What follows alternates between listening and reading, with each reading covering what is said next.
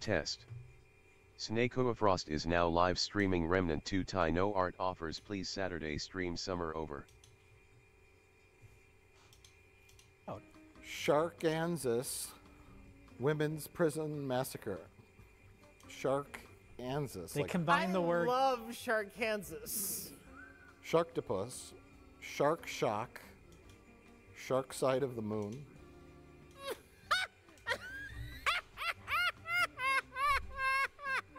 Sharkula. That title is comfortably dumb. FTW. FTW. As the kids say today, FTW. Now, Sharkula.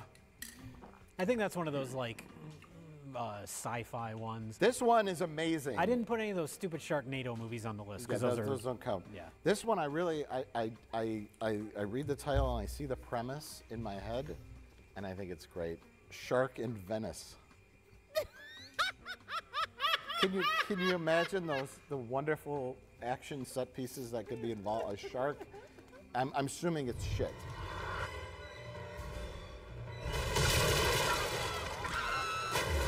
I'm assuming the movie lives up to that title. We'll find out when we play clips of it over our footage. Shark here. Man. What? Sharks of the Corn? Like Children of the Corn? Yeah, I get it, but that's... It's not even punny. Yeah. Shark Huntress. Sharkenstein. Shark Exorcist. Shark Exorcist. Well, yeah, I am familiar with that one. Shark Encounters of the Third Kind. Malibu Shark Attack. Cocaine Shark. That's like a subgenre of trends because there's Cocaine Bear. Yeah. And so now they're doing ripoffs of Cocaine Bear. Right, yes, there's a subgenre of watch bait. Yeah. Jersey Shore Shark Attack, Bull Shark, Psycho Shark, Jurassic Shark, Dino Shark, Avalanche Sharks, Sand Shark, Land Shark, Sky Shark, House Shark. You'll love this one, Noah's Shark. Super Shark. Like if that actually took place in like biblical times on Noah's Ark, there's like a whole bunch of weird animals nobody's ever seen, but the shark on Noah's Ark keeps like eating them. No. The shark is attacking Noah's Ark because he forgot to bring it on. Yeah, but he keeps eating these animals that are now extinct. Oh, yeah, I get you. Yeah, I get you. I like it. Virus Shark. If they have like CGI of like a very like microscopic shark eating your cells one by one. It's like inner space where it's in your with a body. shark. You're too clever. That's the thing. All these movies are like people sitting in rooms shot on like 12-year-old camcorders. Yeah. Or maybe going out to the forest preserve, walking around, and then like a PNG file of a shark. Welcome to my channel. Comes out. That's you're I know, being too clever. But if you had like a budget, you just had like a shot of just somebody getting eaten from the inside out. It would be amazing. Yeah, a shark. Maybe that's what it is. We'll find out when we play clips of This it is right 2021, so obviously they were inspired by the pandemic and all that, and all the little pictures of the coronavirus. So maybe they thought, what if a shark was the size of a virus? now. Or what if all the sharks are worried about getting coronavirus, so they're all wearing their masks? Oh yeah. Yeah. Mask up. They can't eat anything. Doll shark. Atomic shark. Potential there. Ouija shark.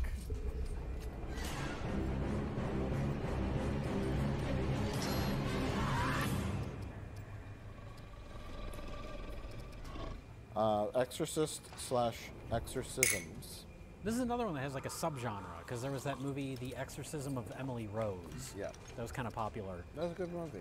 So there's, it's like half courtroom drama, half Mostly exorcism courtroom movie. drama, yeah. Well, it's that age-old question of do they have mental illness or they are really possessed by the devil? Yeah. But that This is title. where you say they have mental illness. I know you too well. I'm trying to remember the actual case because I think I've heard about some kind of case. Somebody died because they did an exorcism rather than medical treatment. Yeah, so it's based on a true story. Yeah. But that title is catchy, The Exorcism of. Yes. So there's a whole subgenre of exorcism movies. Watch bait, yes. Exorcist Vengeance, American Exorcist. Accidental Exorcist. Is that when you fall while holding a cross? into someone's window who's possessed? How does that work? Peter Sellers was great in it, though. I've seen The Exorcist. I thought you were going to say vagina. Oh! Oh, yeah. But Jesus fucked me. Yeah. Annalise, The Exorcist tapes. Exorcist Chronicles. Shark Exorcist. He's back. Exorcist, The Fallen. Exorcist Bloodline. Revenge of the Exorcist. Amorth, The Exorcist. The Good Exorcist. The Pope's Exorcist. That's a big Yeah, film. that's the with reason one. Russell Crowe. Nurse Exorcist. Exorcism of the Dead. Okay, here's the exorcisms of. The Exorcism of Lily Deckard. The Exorcism of Gail Bowers. The Exorcism of Anna Eklund. The Exorcism of Hannah Stevenson. The Exorcism of Molly Hartley. The Exorcism of God. That's like worst case scenario. That's the worst case scenario.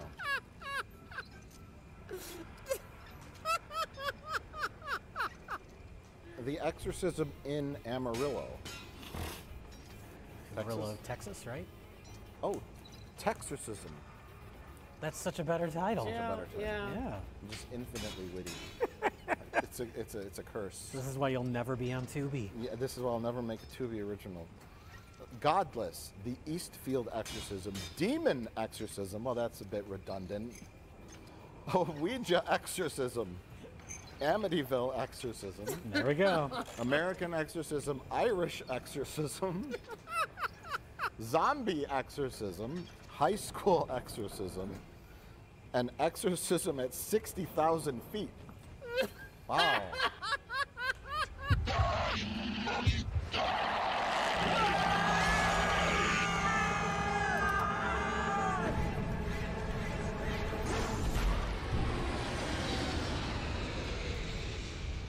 Are we on to Amityville's? Yeah, we are. I added some, Jay. I added some you didn't find. Well, I tried to keep it mainly to ones that are on Tubi. There was only like 4 or 5 that I put that weren't on Tubi just because they were good titles. I know there's more than what I had on the original list.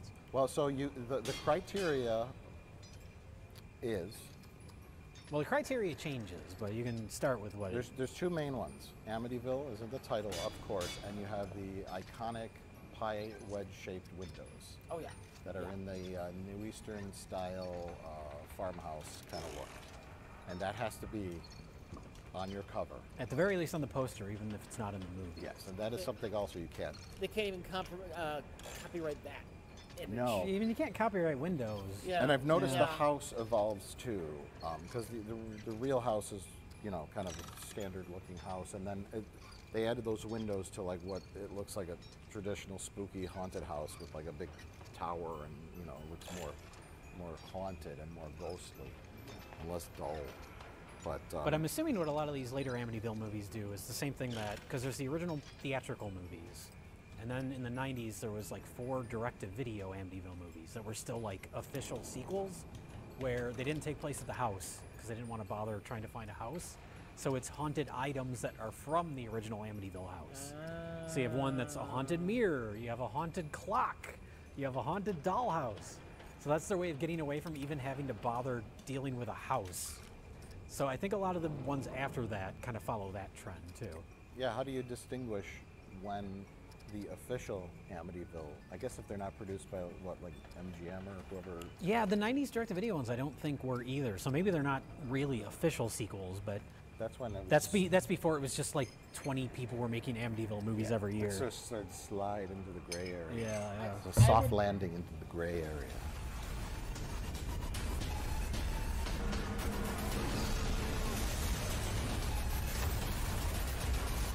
The official series, Amityville Horror, 1979, followed by Amityville 2, The Possession. Then followed by Amityville 3D. 1983, we've already gone off the rails. the people aren't even cold in their graves yet, and we're already turning their tragedy into a mockery. Amityville, The Evil Escapes, haunted lamp film. It's a lamp film. I think that's the first, that was like a made-for-TV one, and then the rest of the official series are direct-to-video ones. The Amityville Curse, 1990. Amityville 1994. It's About Time. That's the clock Haunted one. Clock. I was gonna say, that's gotta be the clock. Amityville, The Next Generation. A Haunted Mirror, Oh god, I'm picturing like Amityville on a starship now. 1993. Amityville Dollhouse. What's the haunted item, Rich? Oh, is it a dollhouse that looks just like the Amityville house? No. The Amityville Horror remake. This was a Oh big yeah, I forgot about that budget- one. Yeah, that was a that's, big, big Ryan studio. Reynolds was Yeah. in it, and somebody else. That's 2005. That was during the big horror boom of the early 2000s. Big Now- horror remake boom.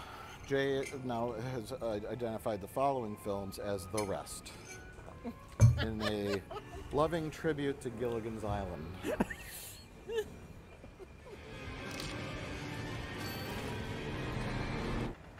What's the worst that can happen?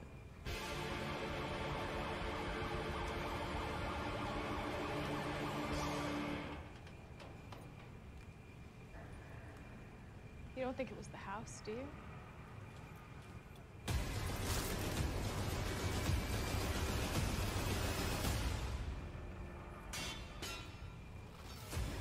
So, 2023, our first to be original, The Amityville Curse. No points for great title there. Was it one of the other ones called Amityville Curse? Oh, One of the God. original series ones? Yes, in 1990. Okay. So there's another one. Did they remake that specific one? You want to go back to that haunted Lancetown You stuff? think I have time to watch all this shit, Jay? The Amityville Haunting, 2011. See, again, you could just call your movie The Amityville Haunting without any legal consequences, Yeah. apparently. Is there an Amityville Conjuring? There should be. There will be tomorrow. Okay. The Amityville Terror, The Amityville Moon, a werewolf film. Oh. I don't know how the werewolf ties to Amityville, but I keep wanting them to go into space. I want to see the Amityville house on the moon.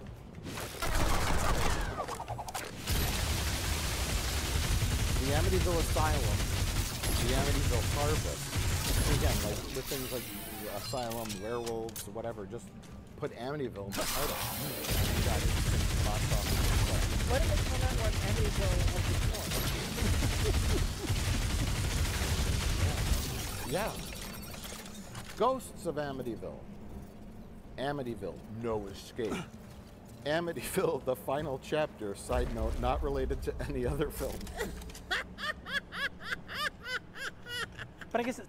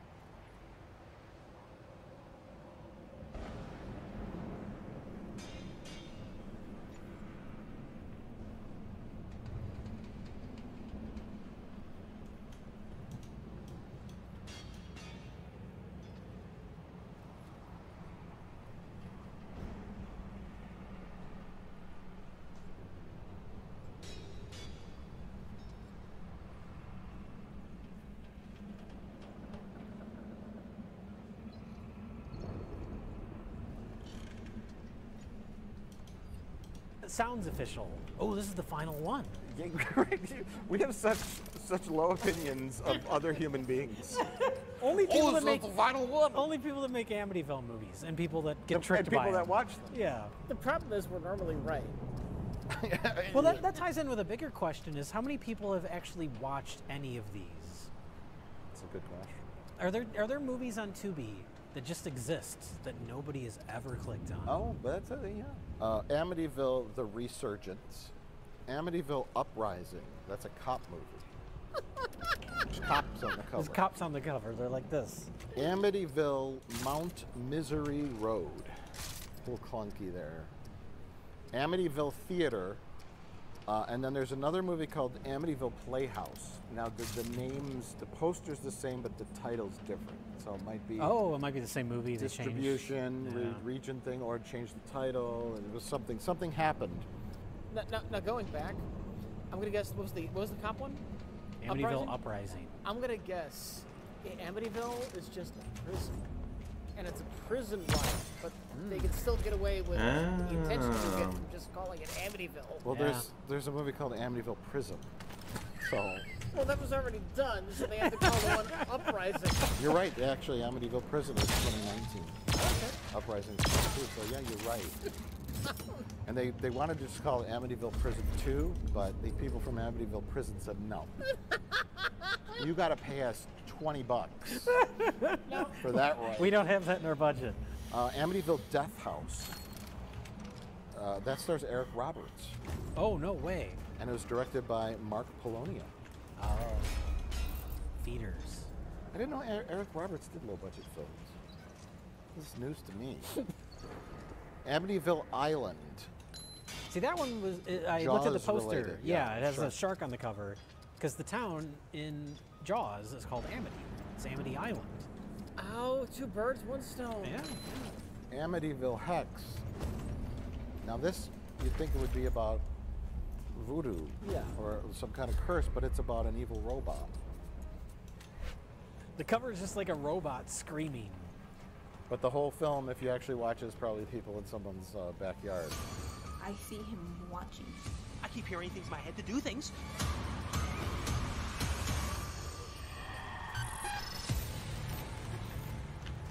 Oh, traveler. Yeah, it's probably the cover reminded me of Robo Woman. You remember that? Oh, it looks like that kind of cover. Now this looks like a cover that was made by AI. Not using, so you're probably right, Rich.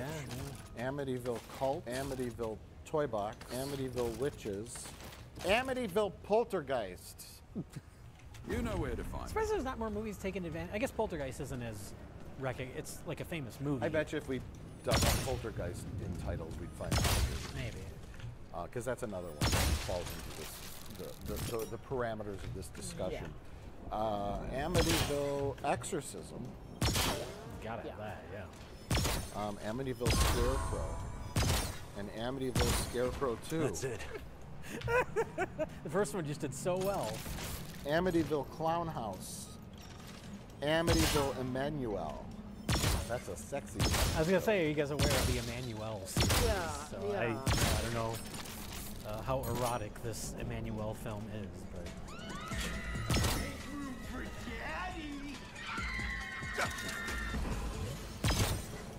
Amityville Karen. You know what that's exactly about. Not appropriate. Cancelled. Thumbs down. Ugh. The cover is just like a lady screaming, right? Yeah. Amityville Outhouse. That I think is a goof. I'm I think sure that's that a has to total be, goof. I think yeah. it's just a low budget thing. Amityville Vampire. Amityville in the Hood. Amityville in Space. There it is. Hey! It's real. And the cover is the house floating through space. Yay! Yay! I'm so happy. I'm so happy. We've never come across anything like this in space before. I think there's something more sinister at play here. That's brilliant because you can just still film the whole movie in a house. Just Oh, yeah. cut to an exterior shot floating through space every now and then. Yeah, you get some stock footage of space. Yeah. A little green screen window that looks out into outer space. Yeah, I just film it at night. Or at night, yeah. Amityville Cop. I'm sure there are cops in Amityville. I mean, there would have to be, right? Amityville Thanksgiving. Amityville Christmas Vacation. Amityville Shark House. You know what? I was waiting for sharks to show up in the Amityville section, and I'm not disappointed. So in the Shark List, there was a movie called Shark House, right? Just called Shark House? Too many pages. Wasn't there one called Shark House? House Shark. House Shark. House Shark. So I don't know if these films are related. This is the crossover film. Yeah. For the Amityville shared universe. Amityville vibrator.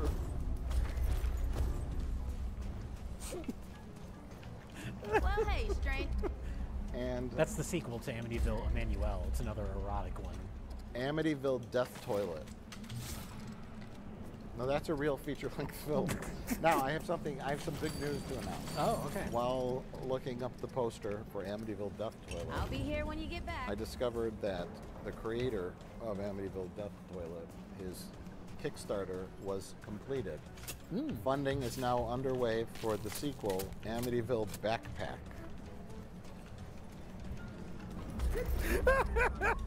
They just ran out of words to tag Amityville too. It's literally a backpack that's shaped like the Amityville house, like the poster. They have the poster. I'll show it to you guys. Of course, I'll put it on the screen for a viewing audience at home. I want to see this. You're not joking about the backpack, are you? That it's a house. I'm not. None of this is a prank. I'd like to think that's some sort of meta joke about how the ideas for these titles, they've run out. So the movie is a joke, and it's Amityville Backpack.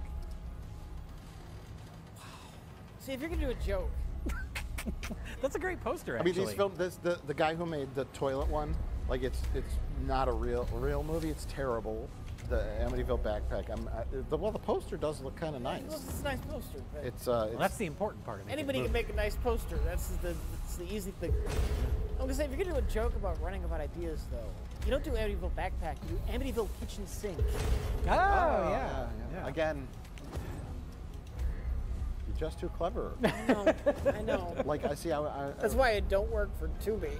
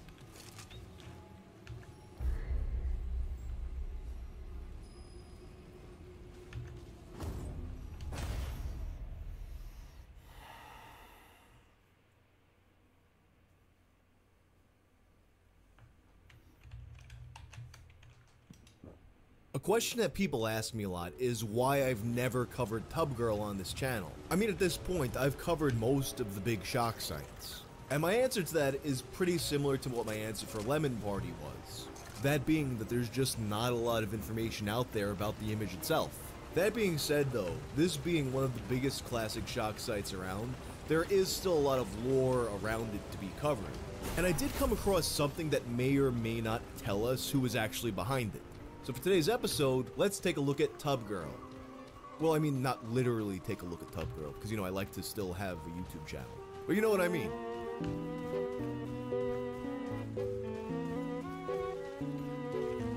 Ask, but I will do my may the song of a fear. This video is sponsored by NordVPN. You ever go to watch a movie or stream a song and then you notice, hey, it's not available over here, but it is available elsewhere. For example, recently I was in the mood to watch Freddy vs. Jason.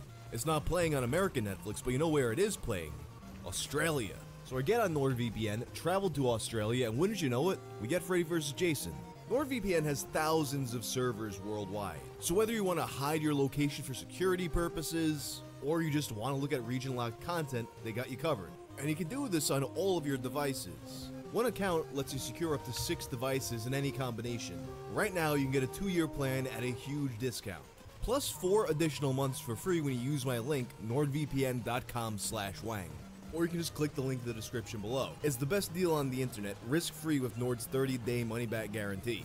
I guess it would make sense for me to start this video by describing the Tub Girl image. It's easy for me to take for granted that all of you have seen it before, but I was surprised to find out how many of you hadn't seen Goatsy before, hadn't seen Lemon Party before, never saw Pain Olympics until you saw my video. So let me try and paint as vivid a picture as possible here.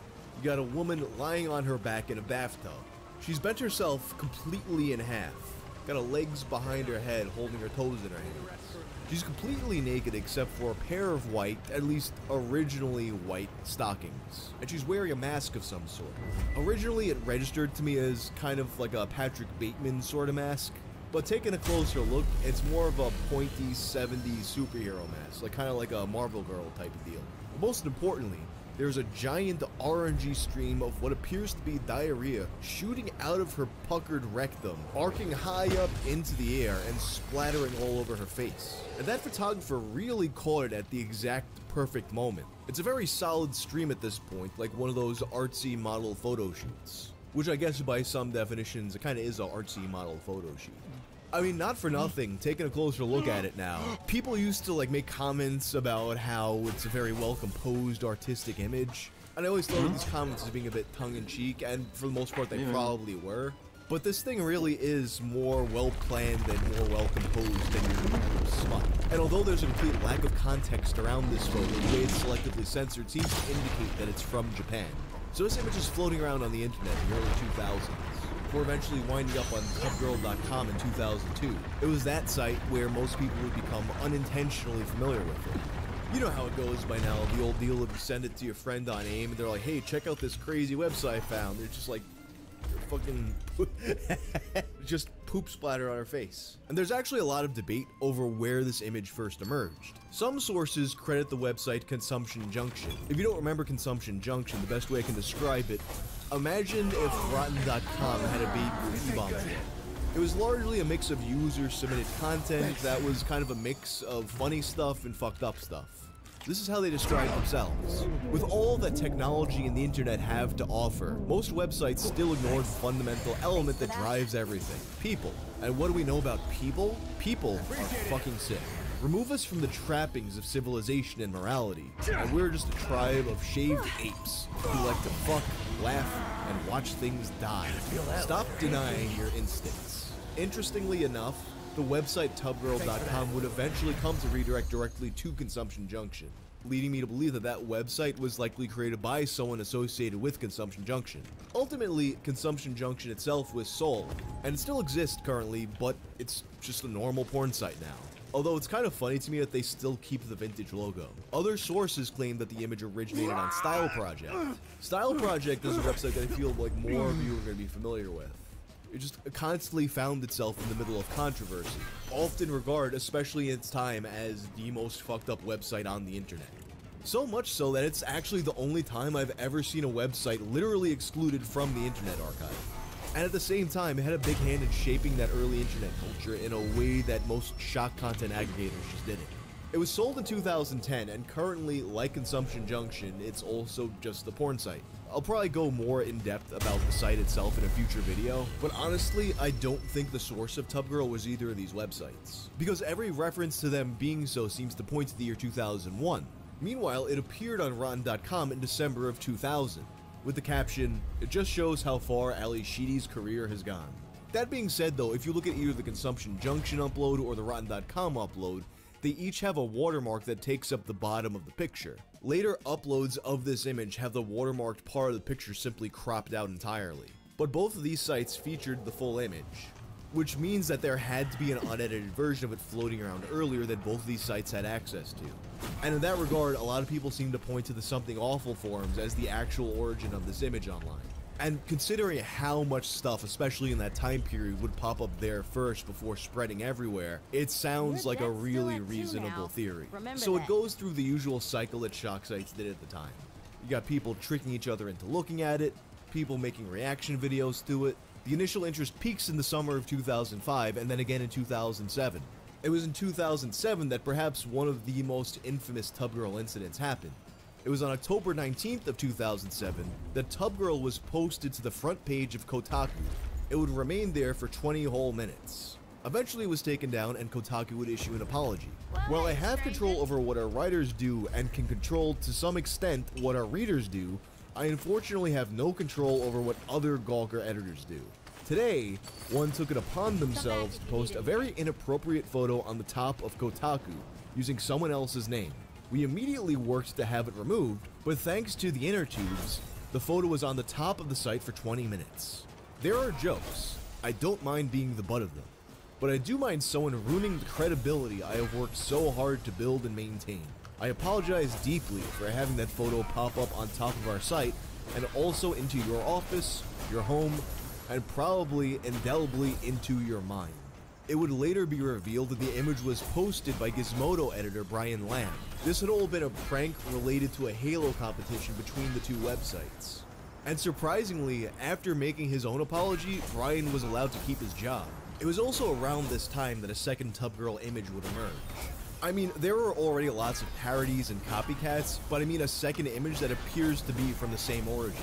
It appears to be the same woman in the same position in the same tub, but this time she's wearing fishnet stockings with red lace, and she's wearing a blindfold instead of a mask. Instead of blurring her badge, there's a piece of paper with a crude drawing on it, and the liquid is all over the place instead of one solid, laser-targeted arcing stream. Some theorize that the lack of precision and artfulness in this particular shot seemed to point to the fact that this was an earlier version of it. A bit of a not-so-dry run, if you will. From that point on, though, TubGirl would kind of just remain in the background of the internet, a touchstone of our shared culture of years gone by, occasionally popping back into view from time to time. But then in 2021 and 2022, it would get another burst of popularity due to TikTok. TikTokers began to discover it for the first time through a trend where they would record themselves before and after looking at TubGirl. And that all basically brings us to the present day. Now, this is a video that I've tried to make a few times, but I've just never been satisfied with the amount of information I can dig up about the actual photo. Looking around, funny enough, I found references to something that I saw described as an interview with TubGirl, only to realize the person they were calling TubGirl was Leah Beldam because she's in that tub scene in The Shining. But there is something else that purports to be an interview with the actual TubGirl. Posted to the bike chat forums by Ariel Badger in October of 2009, conducted by someone named Simon D'Arte, who I could not find anything about. Needless to say, I have no idea if this interview is legitimate, but if it is, there might be some useful information. So here's the interview. May I thank you for agreeing to talk with us. What should we call you? Hi, just call me TubGirl. You do have another name. Yes, of course I do. But you do not want to interview her, you want to interview TubGirl. Okay, TubGirl, you look much more normal in real life than in the image of you that most of us are used to. You seem to have lost a few pounds and are strikingly pretty. Thank you. The entire TubGirl was a performance that we'd been planning for months. TF. The photographer had requested I should put on 12 kilograms for the shoot, and I hid my face in the famous yellow mask. What was the significance of the mask? It gave me anonymity. I could be any woman, your wife, your mother, your sister, and of course, the Virgin Mary. It protected and at the same time removed the me from the shot. It showed how we covert and dehumanize women. Do you still have it? No, it was stolen and is now in the collection of a Japanese businessman. What was the meaning of the tub girl photo for you? It is about womanhood, how woman is the center of life, how she nourishes, eats, and of course the valuable things that come from her body. The gush of diarrhea is symbolic. It is a symbol of joy and happiness. It is all about life and birth. In that one moment of pure beauty, we see the circle of life from anus to mouth, the perfection of yin and yang. What in God's holy name are you blathering about? One of the enduring mysteries of the picture is eugenitalia. They seem to be pixelated in an act of savage censorship. As I said, I could be the Virgin Mary at that moment. The desecration of the pudenda was a deliberate artistic act. Do both emphasize any denying me of the means of reproduction. I am mother to none and mother to all. Thank you, it has been a pleasure to meet you. This interview, if it's legitimate, seems like it's either poorly translated or transcribed from a video of some sort. All things considered though, I can 100% buy into the idea that Tub Girl was intended to be an art piece. Like, even knowing that there are people who get off to this sort of thing, it doesn't seem like the kind of thing that was made specifically to get someone off. There's just simply too much work here put into getting the shot right. Especially if that second image that emerged was kind of untested.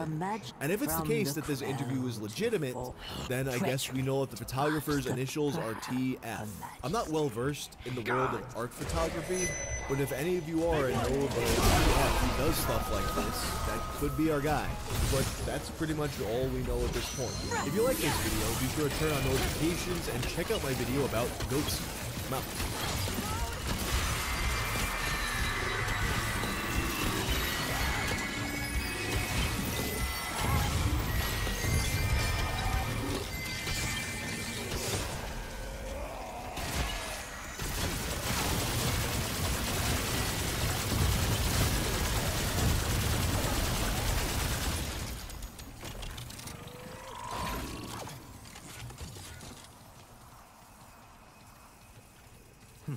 Bag's full.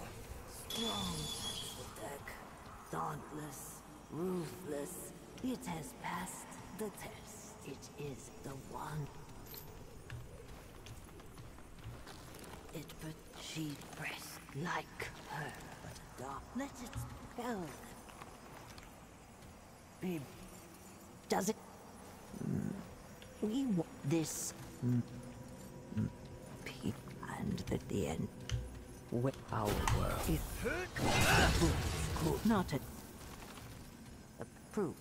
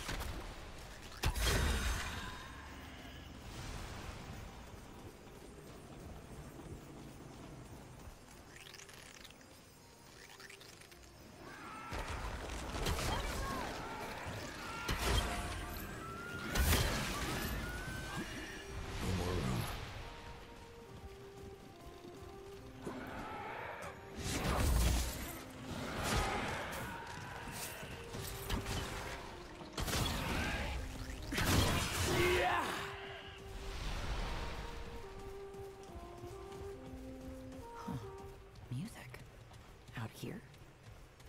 Sultek, it is here.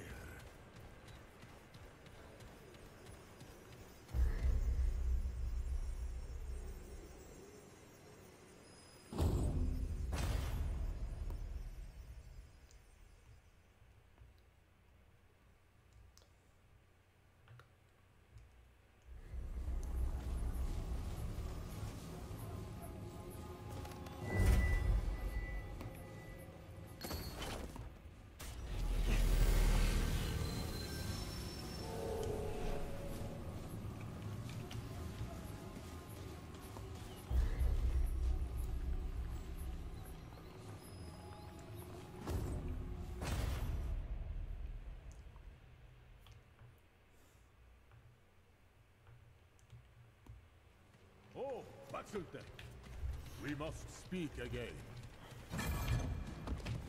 Friend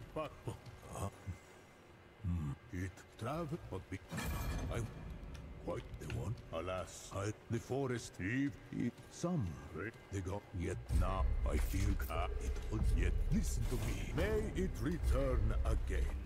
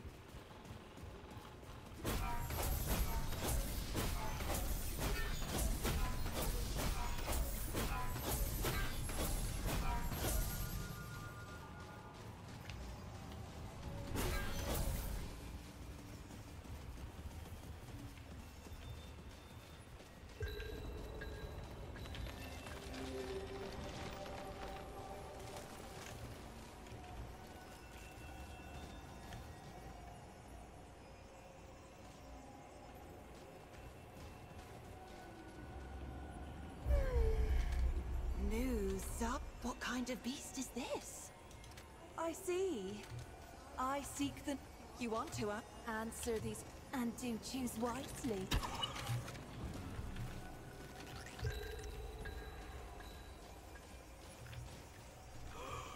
I must get to know Atkins. You or do you? But by give, do you give? Do you treat what? Do you give him what he asks? This? Do you keep the rap? But it. I've not. But he let one it. You when mounted and it. Though we don't. Okay, the but perhaps but also it was. Farewell, sweet beast. Here they come.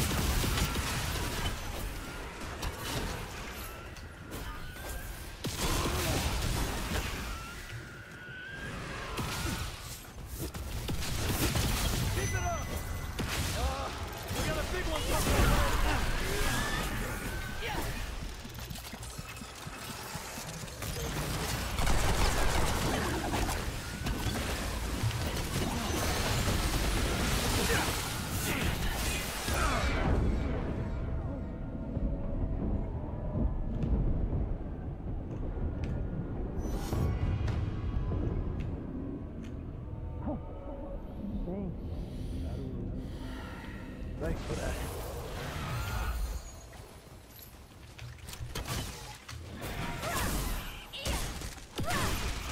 Running low.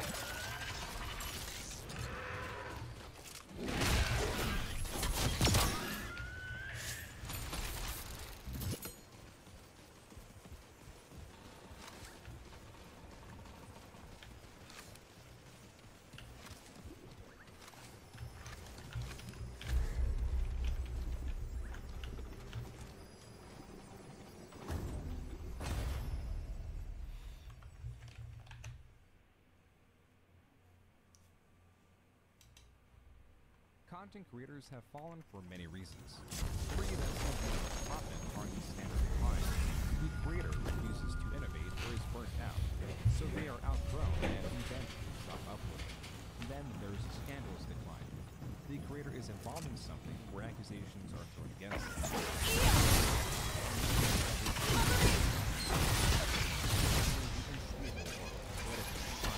Where the creator themselves is and trolling their image. Throughout this Rise and Fall series, we have seen many fall into one or two categories, but never three. Until to Buttons. His story getting wilder as it progresses. After being accused of substance abuse, cheating, and much worse things, slowly but surely his small channel went off. It's only amplified by his manic personality and increasingly controversial videos that reach new levels of unsettling. This is all to say that there are virtually no creators that follow the bizarre downfall of BuzzFeed. How can a man that understood all aspects of online virality so well positive decisions elevated any form of content evolve into a discussion of the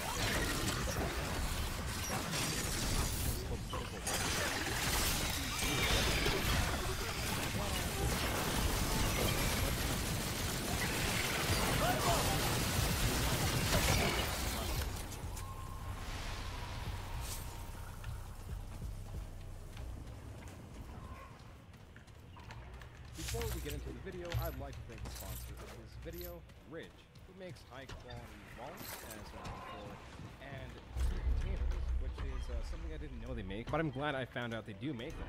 So if you're interested in getting the last wallet you'll ever need, go ahead and go to ridge.com/June and get yourself one of these. I do want to showcase this, which is the wallet I was using before, and my new wallet, which is Bridge. Just look at the size, the difference. So this thing is definitely very space efficient. Like, I don't like fumbling around with like a crazy keychain, but this key case just lets you access your keys, kind of like a Swiss Army knife, but like way easier to use. This thing is just really simple.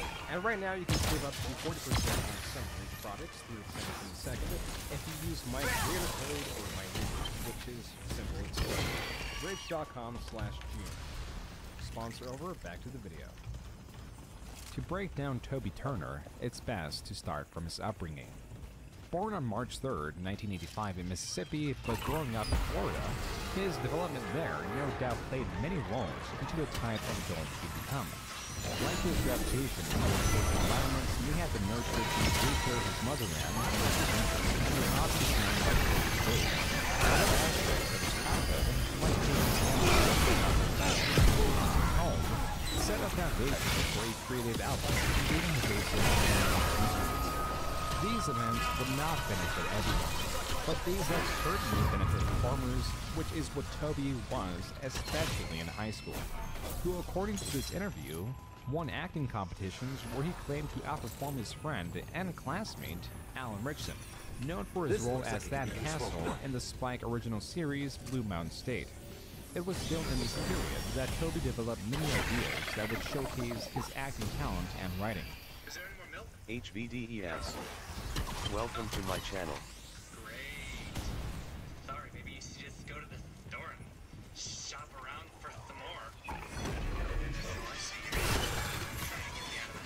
These were pushed aside when a choice in how he wanted to further his education had to be made. So influenced by his mom, who he has great respect for, and with the help of a scholarship due to his superior performance in high school, he decided to become a dentist and began studying at the University of Florida. It took about a year for him to realize he could not see himself in that profession, so he swapped majors to psychology for a very short period before finally staying in telecommunications. Not because it was what he was passionate for, it was because it was so easy, it gave him free time and scholarship money to do whatever he pleased, and that always leaned towards acting and the like. So around his time in college, and informing his mother how passionate he was for his dream to become an actor, his mom didn't just support him verbally, she also supported him financially to an extent, when she took out a loan that ranges in the thousands to purchase a camera, namely the DVX 100B that Toby received for Christmas. Now came a new incentive, an incentive to create videos and to pay his mom's loan off. But how? He had a decent understanding of the internet. He even made his own website where, amongst other things, he challenged other Toby Turners. As for video creation, Toby made a YouTube channel in May of 2006 under Toby Turner. Then another a month later in June under the name of S.W.Frost, which was named as very offhandedly awful. As you know now, YouTube is an but back in 2006, that was not the case. The part of programs you know now are not working.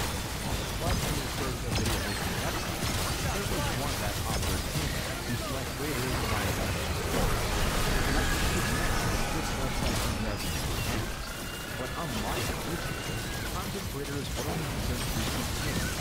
The video was used in minimum of 4 time, along with following other Metacamp guidelines.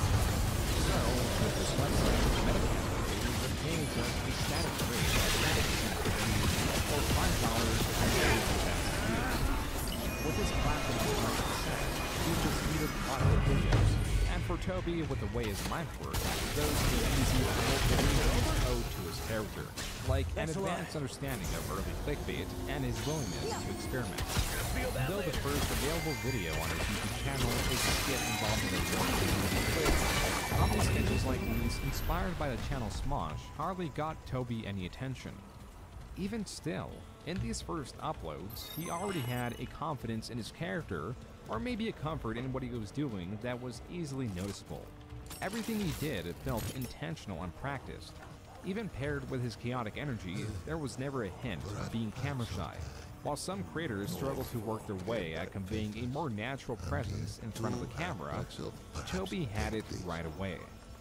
Interestingly enough, it was not at all his character that brought on his first viral hit, because it was a video of him pouring coke over raw pork, a rather unentertaining watch without context. But if there was anyone that knew how to sell a video, it was Toby. His gifted understanding of early clickbait could only serve to help him dominate any search algorithm, shown by the name he chose for this rather dull video being "You'll Never Eat Pork Again," setting the pretense that he is proving the myth that if you pour coke over pork, maggots will come falling out. His extremely lengthy description supports this, and because it was so long and chock full of keywords, it made his video that much more discoverable. To summarize it, he pours the coke and the video fades to black, only for it to fade back to the pork with newly added white spots on it. Commenters were horrified at the prospect that the store-bought pork may have contained maggots. But fear not, because this is a farce. While some excuse what happened in the video to the pork constricting and releasing fat, hence the white spots, and others dismissed the absurd premise altogether, Toby, for those invested enough to read the description, would notice that he practically outright admits it's fake just from these few lines, where he gives the intention of making a video to fool a friend that is easily swayed by misinformation. So I made this video for her, assuring her she was right all along, and thanking her for warning me. Even though it is ridiculously fake looking, I didn't think anyone else would buy it. Besides the absurd premise, it was also the cuts and other factors that Toby later points out should have destroyed the credibility of the video. Yet many viewers still believed it. What those white spots actually are is rice, as Toby allegedly later admitted to in this now-removed interview. While the premise may be false, the money he was getting from it was very real. In the first 2 months of its upload, it hit a little over 100,000 views, translating to about $600 earned. This video was uploaded in February 2007. Over the next 7 months, his total earnings from MetaCafe was a total of $1.6 thousand, suggesting that while attempts were made to rekindle that flame in other clickbait videos like Falcon's Urinator, an original song about his dog Griffin that got a few hundred views on MetaCafe but reached well over 1 million on YouTube. MetaCafe just wasn't working, and YouTube was, but it lacked financial incentive until September 2007, when a University of Florida college student asked a sitting senator if he was part of a secret society. This student was then detained for asking the question, resisted arrest, shouted out "Don't tase me bro," and was subsequently tased. We know this because the entire event was recorded and uploaded to YouTube among other video sharing websites. The student that was tased was Andrew Mayer, classmate and friend of Toby Turner. It may have been Toby's association with Mayer that inspired him to release a remix of the event on his personal channels, reaching hundreds of thousands of views across multiple websites. Toby's remix, while not outperforming the original video, did outshine his pork video by a large margin, quantified by both views and money. That's because the views primarily came from YouTube, though it is true that his attention was set on MetaCafe because it paid its creators. He noticed that regardless, his videos were being uploaded to other websites. So if it was eventually going on YouTube, it may as well be found on his channel, where he was experimenting with different ways to make money not connected directly to the website. Like a Ringtone remix, going for about $1, and more famously, the large variety of products like shirts, mask packs, bags, hoodies, and even aprons plastered with the line, "Don't tase me bro." These shirts being sold for about $20 meant that he earned about $2 per sale, selling anywhere from 1,000 to 2,000 shirts within the first weeks of the upload has Toby earning 2,000 to 4,000 from shirts alone. This and the money earned from MetaCafe was a nice sum spread across 2007, but did not equate to a livable wage. It may have been if his sights were set solely on video creation. But he had the mindset that YouTube, that by 2008, was his primary platform. But his goal was still to become an actor, so he was trying different things to get attention, like stand-up, incorporating songs into his sets, uploading some online, like the I Go to College for Financial Aid song that can be seen 3 times in his earlier uploads. With topics like these and other videos involving mature themes, one could surmise his content was geared towards college-age viewers. His target audience attempts to replicate popular content, and his comedic intent within the videos is one of the strongest commonalities among them, as he was greatly prone to experimentation. Uploading vlogs, skits, parodies, and even a video of him skydiving. As discussed on this channel before, though experimentation leads to greater potential success amongst individual videos, it hurts channel growth because people won't understand what they are subscribing to, therefore they won't. So even though by July of 2008, he had videos upwards of 1 million views, averaging over 100,000 views per video, and he was still sitting at 5,000 subscribers. Regardless, YouTube being the size it was in 2008, when he eventually doubled that sub count to 10,000 in November, he was already regarded by other websites as a YouTube celebrity with dreams to become a traditional one, that he, by 2009, was carving his way towards. And that's because of his new job, a search engine optimization job obtained from Craigslist that, while boring, helped him understand how keywords and other sorts of users' targeting tactics can get videos and links to the top of any search. Being that his job was done purely online allowed him to move with his friends from Florida to LA, but not before playing a role in the low-budget movie New Low, filmed by his friends. This role was sort of an exchange, striking the deal that he'd allow his friends to use his camera if he could play a role in the movie.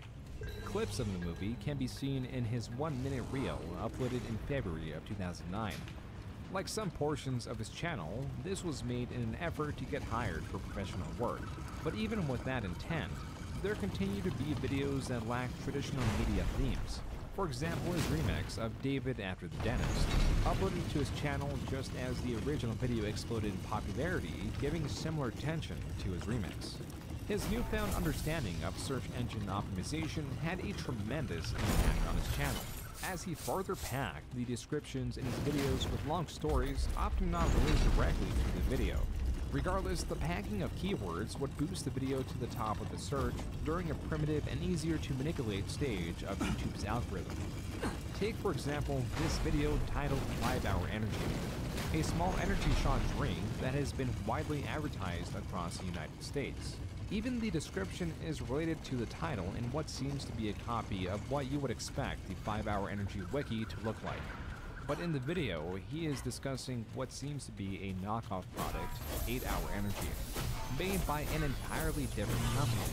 So, here I am, here's my face, my hair looks like this, my fingers can do that, and here's some of this. It's 8-Hour Energy. 8 hours of energy isn't something you need starting at 11 p.m., but whatever. 8,300% vitamin B12 will be good for 3 months. Actually, this is my 3rd one today, 9 months. The relevance of this video to us is its monetary gain for Toby was insane, though it was lacking viewership. It was around 2009 that his channel was accepted into the newly established YouTube Partner program, where like MetaCafe, he could earn revenue from his videos on YouTube. That's a The negative. special thing about this video is the big money didn't come from YouTube, because this and a few others like it were secretly sponsored. If you go to Toby's 2009 website, you'd find that videos dating back to 2006 were made to promote a product. Toby offering the service to anyone willing to pay in between a price range of $2,000 to $20,000 depending on the type of video. Not disclosing a sponsorship now is illegal. Now, but not then. Though due to deceptive videos like Toby's that had no disclosure that they were being paid to promote a product or received a benefit from the company caused changes to happen. Changes like requiring creators to clearly disclose their sponsorships taking effect the year of the video's release. Even looking at the sponsors that approached Toby, if not made clear before, it was made clear now that his audience was much older. Starting from not only was he focusing on uploading YouTube content, but also taking advantage of a second channel, Toby Turner, that was to host all his vlogs, leading to higher quality content to his main channel, allowing for a consistent stream of higher effort videos that really started to take hold during October 2009. The videos uploaded from here on were almost solely focused on other popular media and memes. This leads us to his first virally recognizable series, Literal Trailers, starting with Literal Clash of the Titans trailer parody, uploaded on December 8, 2009, in where Toby describes exactly what's happening on screen, from the editing transitions and the actions the characters are performing, describing what's happening in the trailer that both matches the sound effects and the music used in the original. Slow zoom on the desert, this flagged evil guy caught loco. Didn't really see his face. Ruins with the snake. Scared I looked around. Turn around, snake touch, tongue blue. The funny thing is that this video is regarded as the success that kicked off his first real series, that like his skits was inspired by something else. There were many literal versions of videos describing what was happening on screen. Those were mostly covering music videos, as the trend started from this viral 2008 video that popularized the format by using the song Take On Me. But at the time, Toby's video was a massive failure. It did terrible when compared to his other random uploads. But in the end, what made it successful alongside other new series like his Facebook game parody commercials was consistency. That was the difference between his slow growth between 2006 through 2009 to him rising to the top of YouTube starting 2010. To break it down, from the start of 2009 to the end of it, Toby went from around 10,000 subs to 75,000. That's over 7 times growth. And now starting 2010, both dedicating himself to creating YouTube videos and several series, namely remixes, literal trailers, the short-lived parody commercials, and a minor mix, not enough to derail his channel, of random videos thrown in. A pattern among the series is the ideas themselves were not original, but Toby and the character he was becoming was perfect to host them. As some might remember, this time on YouTube, energetic, loud commentary or randomness, for a lack of a better word, was king, and often drew in younger crowds, which was a growing demographic on the platform, meaning everything was to work in Toby's favor. This was more so the case because he was actively changing his content to appeal to a younger audience, and so were his sponsors. A few months ago, he was doing interviews for MTV. Now he was advertising Pop Tarts and launching his new series, akin to Ray William Johnson's Equals 3, where Toby showcased a viral video relevant to each category and the audience would decide the winner. An audience whose demographic he knew very well. Of Assassins. Ubisoft posted my literal Assassin's Creed trailer on their official Facebook fan page. Thanks. Thank you. Thank you. Wait, is that really what you sound like when you cheer? You sound like you're like 7. What's my demographic? Oh. Chicken nuggets! Audience, what are you doing reading this book of career choices? Are you having a midlife crisis? No, you're too young for that. It's impossible. So do you watch YouTube? Yes. Do you know who I am? Okay. No. You're my prime demographic. How goes it, friend? We have discussed Toby's strategies and growth, like the many new series on his main channel, that because the videos were so short, his audience would have no problem hopping from video to video, or even his newly established Let's Play channel, making up 3 channels he was uploading to. This is still all strategy. But what is the current motivation? That answer comes to us in this Q&A during the Sad Handle Media Conference. Welcome to my channel. Awesome. I totally owe her. Don't be a stranger, okay? No doubt. Where's Mom? She knew better. Only the... Let's talk again. So, I want to move her out from she's getting worse in the humor. Doing all right? So I want to bring her to... Shut up! I'm goddamn sweetheart. Though it is not mentioned in this interview, it is mentioned in a later one that Toby's mom was given 6 months to live. He needed to make money to move her, and fast. He also needed to pay his newly hired crew to help with the productions of his videos. The crew was mainly made up of his friends that he filmed the movie New Low with. One could argue that he hired them because he had such a close relationship with them. But it turns out that they were quite talented within their own right, because in early 2010, their movie made it to Sundance. The good thing for Toby was that everything business-wise was working in his favor. In less than a year's time, he went from uploading videos joking about celebrity Liz Tyler's virginity, shooting guns, and being contracted for interviews for MTV, to having a set schedule on a rapid-growing and brand-friendly channel. And like in 2009, in 2010, his subscribers increased sevenfold to around 600,000. Not an insane number by today's standards, but in December of 2010, that put him in the top 50 YouTube partners. The amount that Toby was doing around this time would be too much to cover, so things will be overlooked. The important thing now is that we understand his success, motivation, and character. So with that, we can speed things up. 2011 for Toby was the true beginning of his rise. In this year alone, he was dating other popular content creators, managed to move his parents from Florida to LA, was not only contracted to create some little trailers, but also talks were in the works to make some commercials for TV, had his hand in various promotions for companies such as Treyarch and EA, and finally was absolutely dominating on his gaming channel. A channel that struggled to get any footing due to focusing less on kid-friendly or even entertainment-friendly games. But it caught its stride once it jumped on the Terraria and Minecraft trend. That had even greater influence on his main channel the following years because it took part in creating his most viewed video. Before that came Nugget in a Biscuit, dipped in mashed potatoes, then barbecue sauce.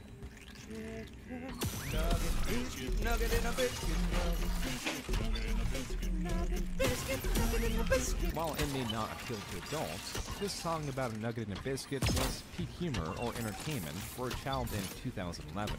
The 41 million views on the video serves as proof. To my channel. That and the 2 other re-uploads of this video to his vlog channel. To get an idea of how big this number is, if its view counts were to countries in Europe, it would sit at number 8. It is very big. Now, double down and add a couple more. And you get the second stream of this song, uploaded to Damascus on April 12, 2012. This Minecraft themed song sits at 91 million views. Applying this to the previous example, this calendar says that the YouTuber was wild. If you were watching 2012, you may have seen him on TV as he played a role in the American television series, making yet another series he was involved in, with the first episode airing around June of 2012. In July, he promoted NCAA Football 2013 via a video on his channel. This about 4-minute long video, in its entirety, was taken by the sponsors and used as what seems to be pre-roll ads on other YouTube videos. Not exactly a rare tactic, but to some it was unfair. Enter DSP. Not pleased at the fact that the successful Toby Turner was getting another boost of attention via advertisements on gaming channels like Darkside Phil, also known infamously as DSP, because the end of Toby's advertisement promotes his channel directly. So DSP made a 25-minute long video expressing his hate with the West and the attention he was receiving. Here's why I'm upset. I'm not upset with this advertisement. It's even a gaming-related ad. I understand why it's on my video. But it's fucking ads. There's a link to his channel. What? That's fucking a completely unfair business practice. YouTube should know better than to allow ads on their website that promote competing channels on your own fucking channel. This is a blip in Toby's career. The most minor controversy shows how clean his content was for this to become a big issue for him at this time. Even so, there were minor issues arising. Like his friendly competition with rising star PewDiePie came to a head when PewDiePie passed him subscriber-wise in October of 2012. His role alongside other YouTubers in the Corner Received Smiley movie is no doubt a stain on his acting credits. And finally, in late 2012, while dipping in and out of the top 15 most subscribed YouTubers, the highest he'd ever been in the YouTube rankings, he was fired from his role in the Cute Win Fail series. You may be asking how. It was just Toby on his channel reviewing 3 viral videos. And yes, at the surface it was that. But peeking underneath, those videos and this series itself was owned by Fishbowl Media, founded by Vincent John DeBona, the producer of MacGyver, Entertainment Tonight, and America's Funniest Home Videos, a TV series showcasing crazy home videos. As the internet and YouTube grew, the viral videos became a staple on YouTube, outshining series like AFV. But not DeBona. With his founding of Fishbowl Media, he was able to license the one-hit wonders that are viral videos and allow other users to use them however they saw fit, for a price or a contract in Toby's scenario. It supplied him with viral videos and the show itself for what seems to be 3 uploads a week. The video upload would remain on his channel for 7 days before being re-uploaded to the official Hugh Winfield channel. That was not in his ownership, but it seems it was later contracted to be advertised at the end of his videos. In this video, it was previously mentioned how this was like Ray William Johnson's Equals 3. But it wasn't like, it was exactly the same format as Equals 3. As per the name, Equals 3 always showcased 3 viral videos. The difference is that Ray William Johnson did not license them and often had issues involving copyright. Toby being contracted and given license to show these videos did not absolve him from issues because of his firing after the 100th episode. Few articles that reported on this mention a breach of contract as reason for his termination, citing that Toby was not this much is true. On the channel, you'll find that the uploads are all over the place. Sometimes the uploads sometimes it has no pattern. As for the channel, it is an amazing matter. It was a very content that died soon after. Overall, there's 3 different aspects. He started a rant series, and now frequently uploaded videos. This promotes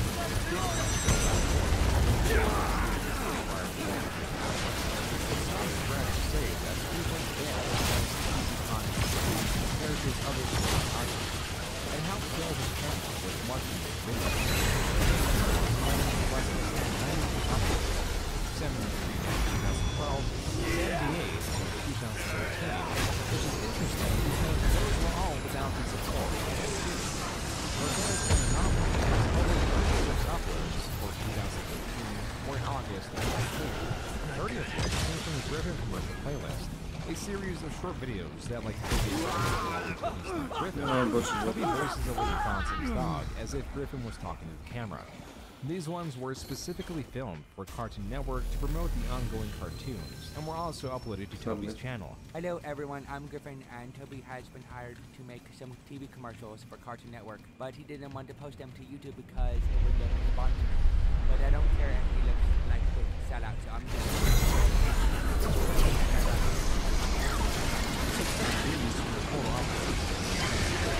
And you get about 4 years. Toby was still broadcast, but YouTube was not because he was using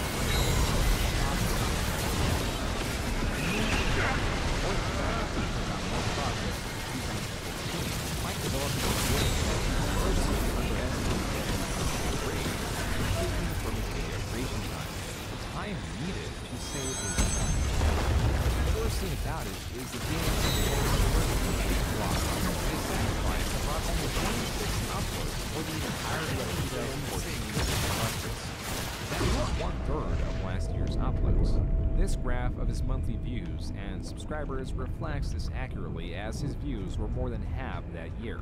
Even worse for Toby was 2015.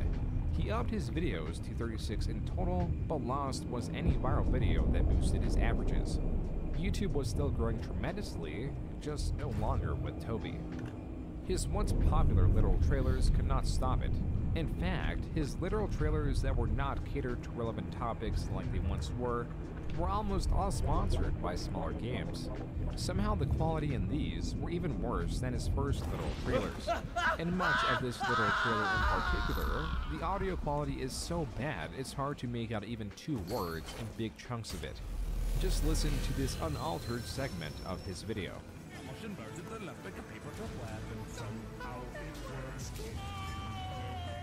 We're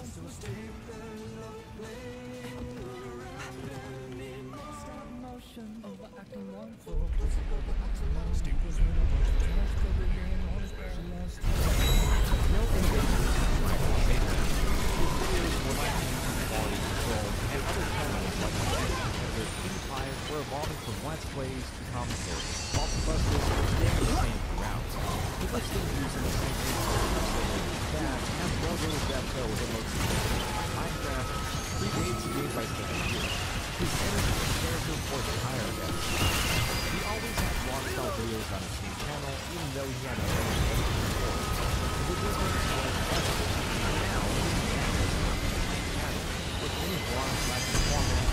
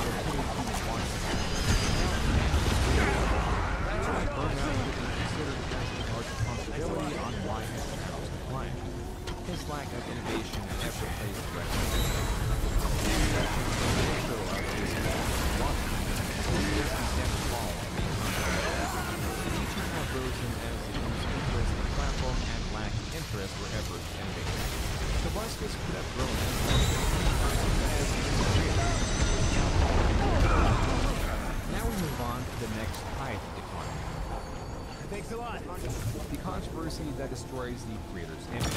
Also, that was April the Month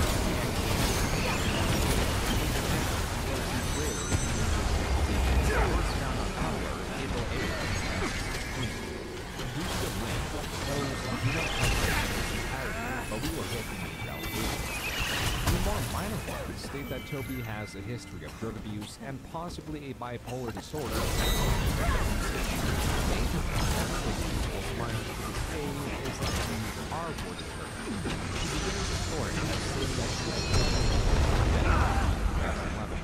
We grew closer and eventually she moved to LA as she allegedly entires this expedition.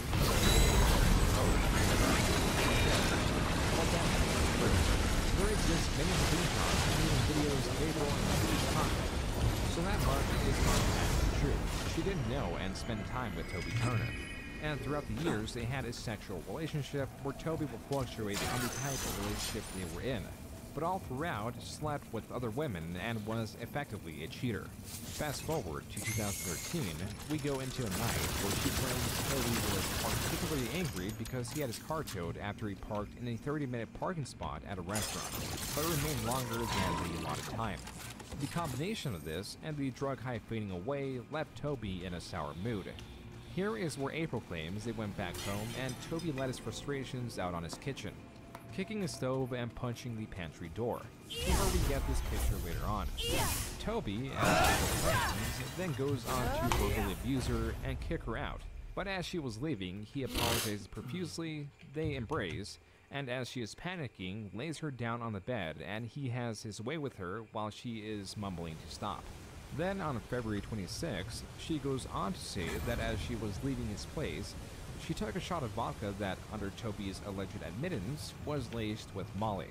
From here, her recollection is foggy, but she knows she left the next day when she was physically able to, leading to this text exchange between her and Toby where Toby apologizes for drugging her.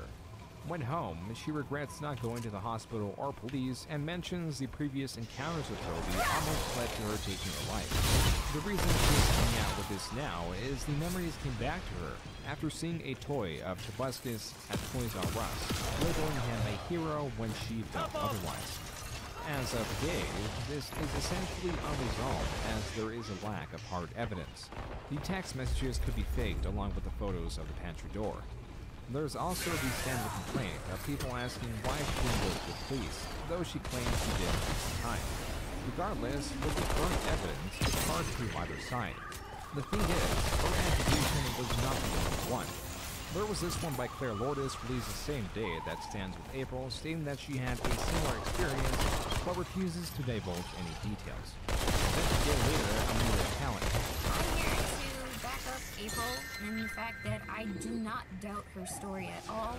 What she wrote is something I could have written, and I witnessed firsthand what he does to other women. He's very aggressive sexually. I see him tear pants off of women in front of me. So let's start with the drug abuse. He's tried to push weed and Molly on me plenty of times. I've taken Molly with him willingly, but I was heavily pressured to do so.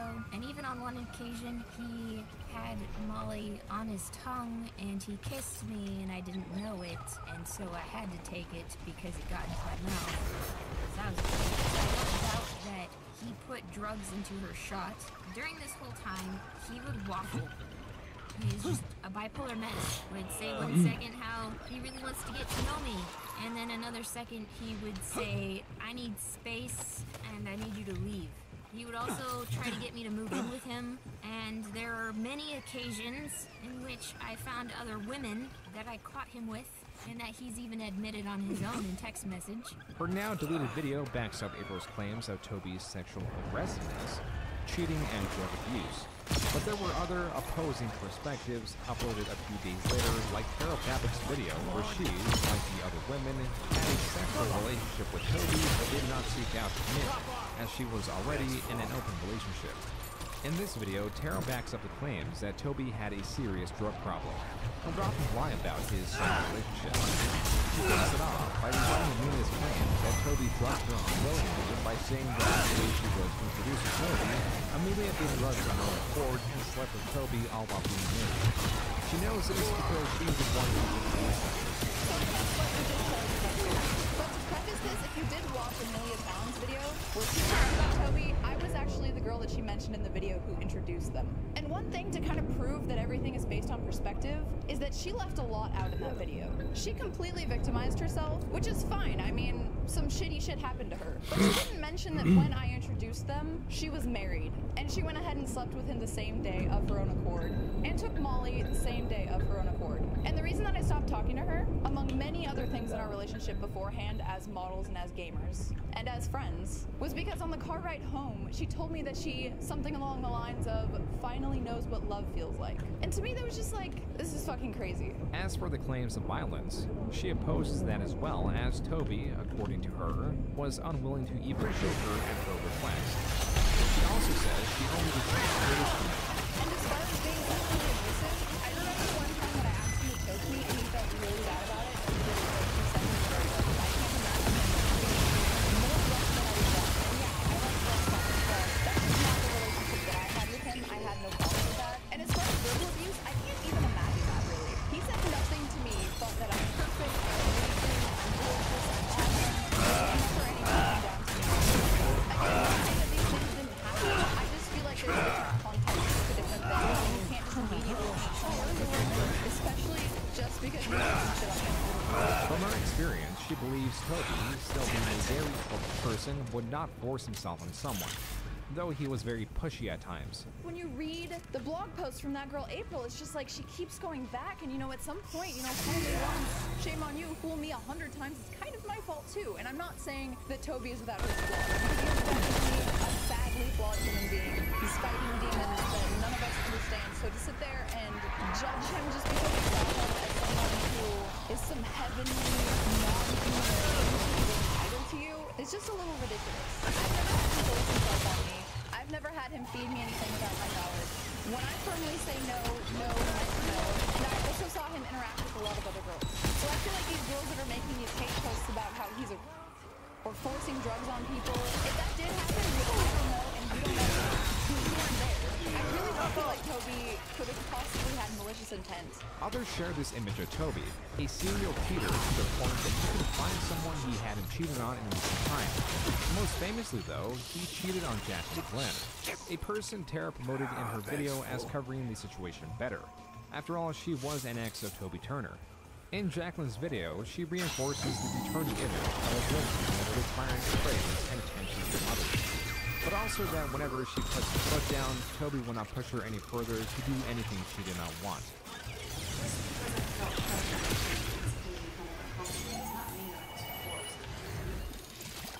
And I feel like that's where a lot of people go wrong in situations. Like, rather than admit that they did something that maybe they feel ashamed about, they will just blame it on some other factor, like the person.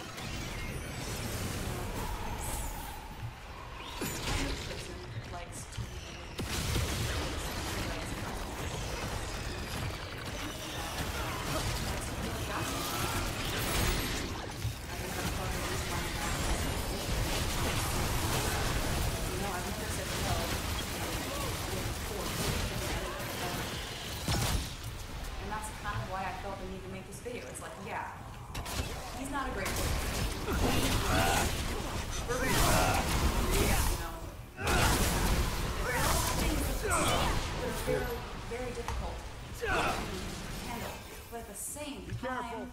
That's not the last of them. I just feel like there's a gray area there that's not being talked about, and it's not good. And it's dangerous, and it just seems very vindictive. There are many people, like his mom on Facebook, saying many things on both sides. But whoever's story is the truth is unknown, and it may very well remain that way forever. But what we know for certain is the outcome, and what these many content creators coming out with their stories about Toby Turner tells us about him. Firstly, he, on April 11th, made a short 1-minute video denying the allegations. A person I dated a few years ago just made some extremely serious, false accusations. I read her Tumblr post, and I was shocked, and I was hurt.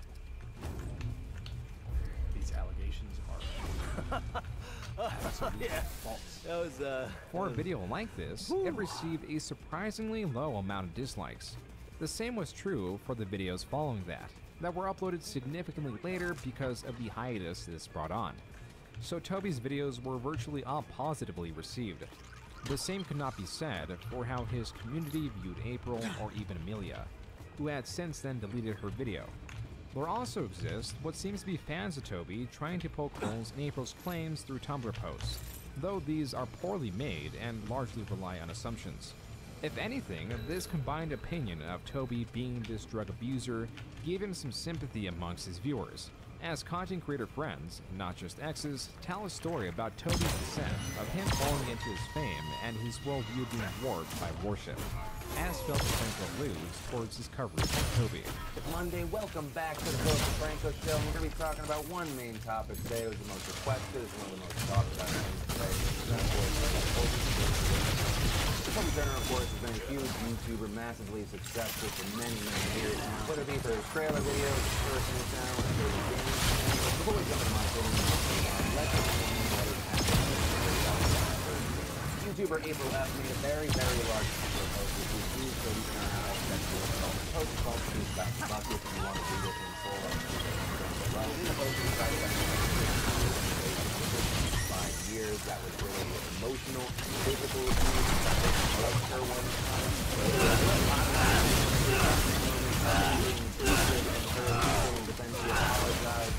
As far as why now,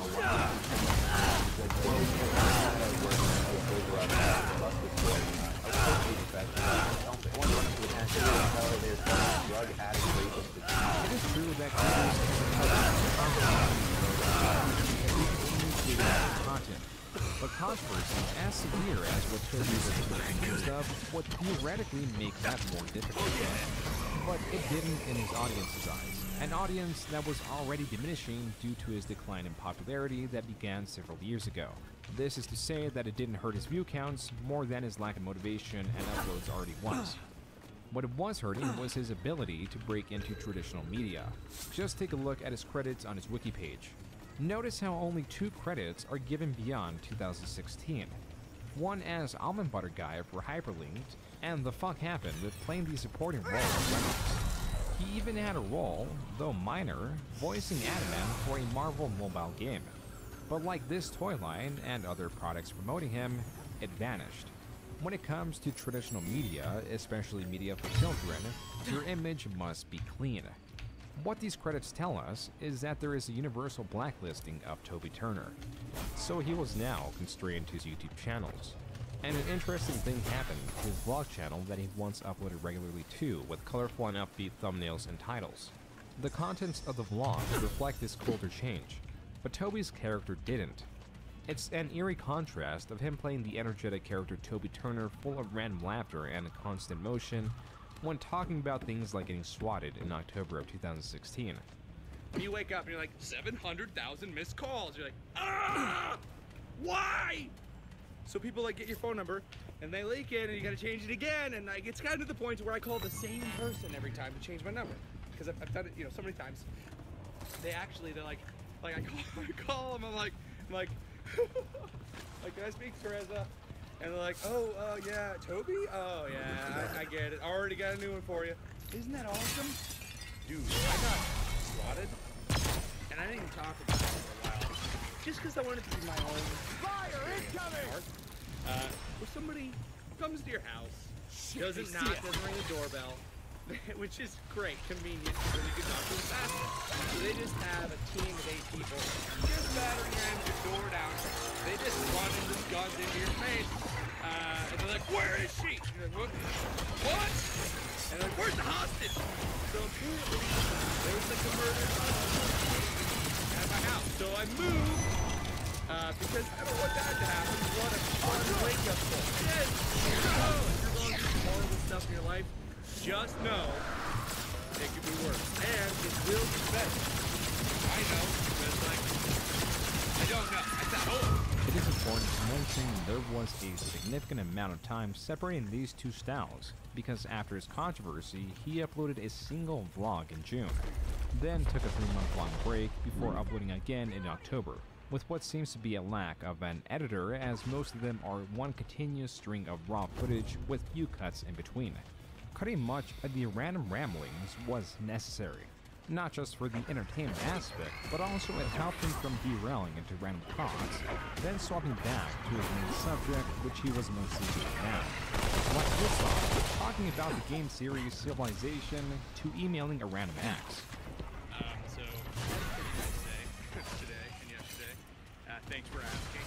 I saw that Civilization 6 came out. I was looking at that. It's just, I played a lot of those older civilizations where you have to build up your civilization.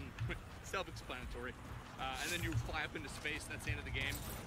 You know, and it's, you know, I haven't been, you know, contacting my ex or anything, or, you know, which is good. I just send her stuff that makes me think of her. Which still didn't count. But it was cool because she did respond. She was like, please stop sending me stuff. So, it's a good sign. This video in particular was uploaded October 26, 2016. This date is important because he did not stop emailing his ex and continued to do this into November, which caused her boyfriend, another YouTuber under the name Social Repose, to tweet at Toby Turner publicly to stop contacting his girlfriend Jacqueline Glenn. Like his previous drama channels picked it up quickly. Toby, a day later, responded with his own video stating he wasn't aware of Jacqueline's commitment in her relationship. I sent an email, maybe you heard about it, to my ex the other day, like, you know, professing my love and stuff, like, typical ex-boyfriend. And, you know, I thought it was sweet, you know, real. And then after, I literally get, I started talking to Terabyte, and he's like, oh, you got married yesterday. I'm like, I didn't even know she was taking this serious.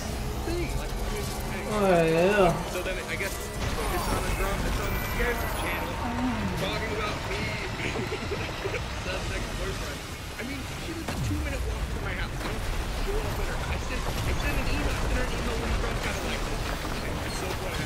It's just not funny. It's embarrassing, you know? And it looks pathetic and stuff. And like, being in public, yeah, I look like an idiot. But, you know, I even wrote a video called How to Stop Contacting Your Ex-Girlfriend. Obviously, you didn't follow that procedure, but I mean, pretty funny video if I ever would record it without bawling my eyes out. Nice guy. I did call him a dick on Twitter, but I felt bad about it. I'm like, why would you post in public? But I get it. I get what's going on. Sorry, dude. Things just have escalated. Jacqueline Glenn and then S.W.Frost uploaded videos talking about Toby the next day. Both discussing how Toby has made many unwanted advances in the past, like leaving notes on her car, or bring her flowers while she was with someone else, and of course, the emails that she blocked on all other platforms.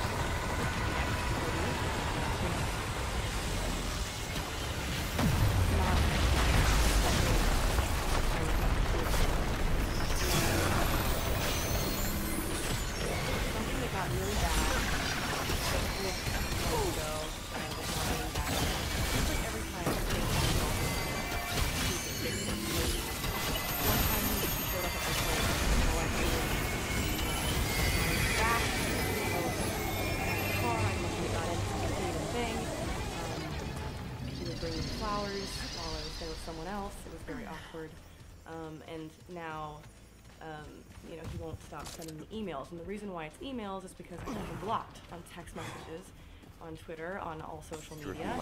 I'm not going to post Welcome to my the channel. emails that he sent to me in this video because I'm not Onision and I respect people's privacy, but I will show that I responded several times asking him to love. And this was done in private. It was not a public thing. And now it is, because I went into my email the other day looking for photos from Richie, and right above that email was one from Toby. But I just wanted to give my side of it so people are aware of the problem. You know, hopefully this makes it stop. Hopefully the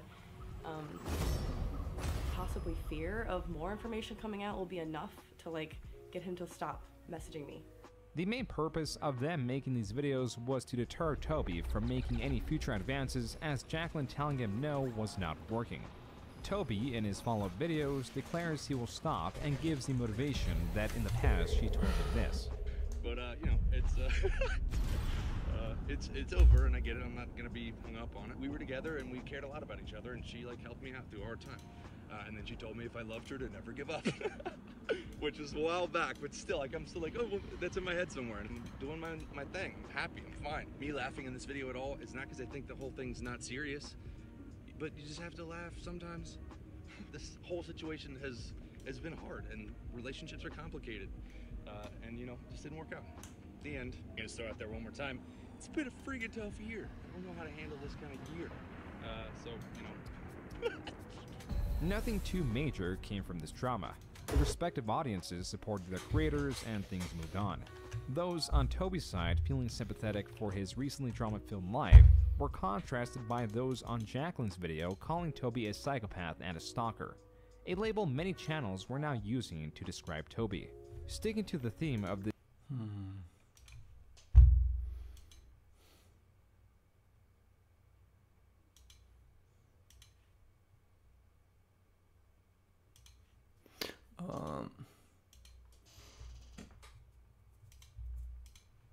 Tobie troszkę